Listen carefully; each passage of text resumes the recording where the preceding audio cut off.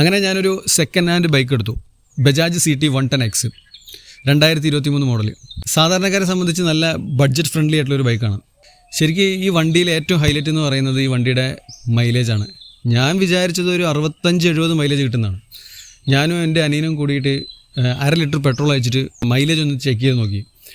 സാധാരണ ഒരു ഡ്രൈവിംഗ് ആയിരുന്നു. കയറ്റം ഇറക്കം, നമ്മൾ സ്ലോ ആക്കി സ്പീഡാക്കി, ഫസ്റ്റ് ലിറ്റർ സെക്കൻഡ് ലിറ്റർ, അങ്ങനെ പല നമ്മൾ നോർമലായിട്ട് ഓടിക്കുന്ന പോലെ ഓടിച്ചപ്പോൾ എനിക്ക് കിട്ടിയത് 1/2 ലിറ്ററിൽ 42 കിലോമീറ്റർ മൈലേജാണ്. 2 പേരിരുന്നിട്ട്.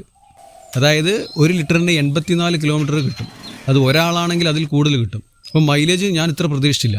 ഇപ്പോൾ ഒരു ഡെലിവറി ബോയ്സിനെ സംബന്ധിച്ച് ഇങ്ങനത്തെ ഒരു വണ്ടി എടുത്തു കഴിഞ്ഞാൽ വെറുത്തായിരിക്കും. കാരണം കിലോമീറ്ററിന് ₹1.50 ആവാനേ സാധ്യതയുള്ളൂ.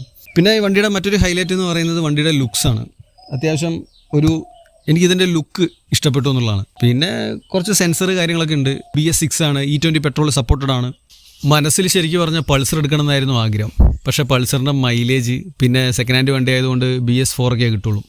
അപ്പോൾ എല്ലാം കൂടി ആലോചിച്ചപ്പോൾ E20 പെട്രോൾ സപ്പോർട്ട് ചെയ്യുന്ന കുറച്ചധികം വർഷം ടെസ്റ്റ് കാണിക്കാതെ യൂസ് ചെയ്യാൻ പറ്റുന്ന ഒരു വണ്ടി നോക്കാമെന്ന് കരുതി.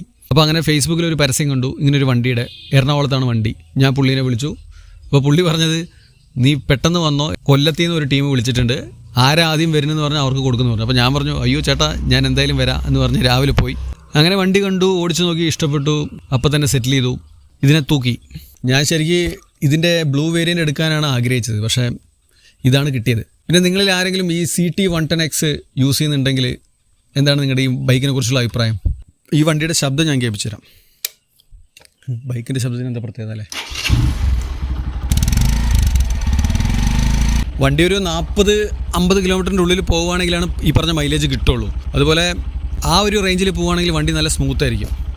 പിന്നെ ഇമ്പോർട്ടൻ്റ് ആയിട്ട് ഒരു കാര്യം കൂടി ഉണ്ട്. ഈ വണ്ടിയുടെ ഷോക്ക് അബ്സോർബറിൻ്റെ താഴെയുള്ള ബുഷ് കംപ്ലൈൻ്റ് ആയി. അപ്പോൾ വർക്ക്ഷോപ്പിൽ പോയി ചോദിച്ചപ്പോൾ പറയാണ് ഇതിൻ്റെ ബുഷ് കിട്ടില്ല എന്ന്. വേറെ വണ്ടിയുടെ ബുഷ് ഇട്ട് നോക്കട്ടെ എന്ന് പറഞ്ഞു. അവർ നോക്കിയിട്ട് അത് പറ്റിയില്ല.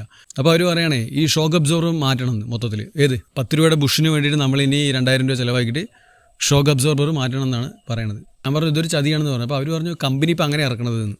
യൂസ് ആൻഡ് ത്രോ അതാണ് അത്ര പറയണത്. അങ്ങനെയാണെങ്കിൽ ബജാജ് പണി വാങ്ങിക്കും. എനിക്കറിയില്ല, വേറെ ചോദിച്ചു നോക്കണം. ഇങ്ങനെ 10 രൂപയുടെ സാധനത്തിന് വേണ്ടിയിട്ട് 2000 രൂപ ചിലവാക്കേണ്ട ആവശ്യമില്ലല്ലോ.